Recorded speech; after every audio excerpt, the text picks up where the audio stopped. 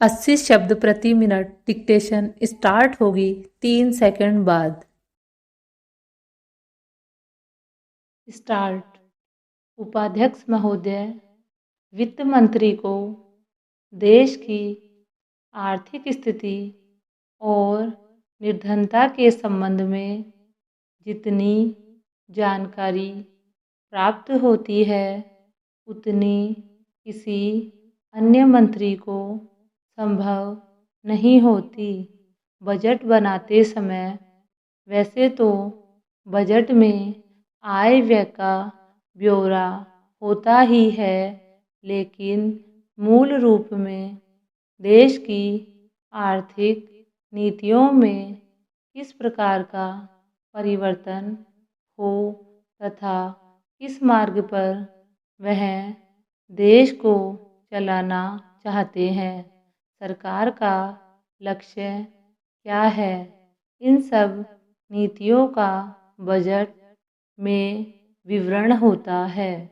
हमारे वित्त मंत्री चाहे जिस पद पर भी रहे हों, चाहे वे मुख्यमंत्री रहे हों या केंद्रीय सरकार में रहे हों, उन्होंने शानदार काम किया। जिस समय उन्होंने बजट प्रस्तुत किया उस समय देश को और विशेष रूप से गरीबों को उनसे बहुत सी आशाएं थी। देश में लगभग 6 लाख गांव हैं।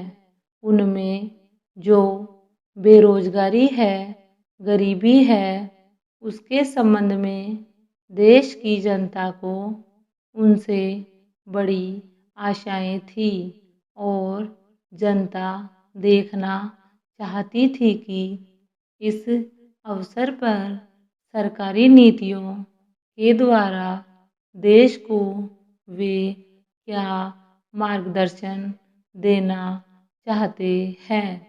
इस दृष्टि से 3 महत्वपूर्ण बातें इस देश के सामने थी।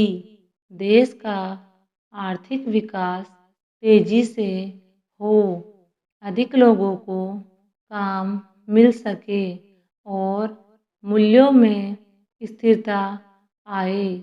जहाँ तक इन 3 उद्देश्यों का संबंध है, हमने देखा कि उस ओर कुछ प्रयत्न हुए हैं। विशेष रूप से गरीबी हटाओ के संबंध में इस देश में जो चर्चा चल रही है, इस बजट में कुछ सीमा तक उसका उल्लेख मिलता है, क्योंकि जितने भी प्रत्यक्ष कर लगे हैं वे ज़्यादातर धनी लोगों पर और विशेष रूप से शहर के लोगों पर लगाए गए हैं। इस तरह से जो एक प्रकार की आर्थिक असमानता हमारे देश में चल रही है, उसको दूर करने का प्रयत्न अवश्य किया गया है।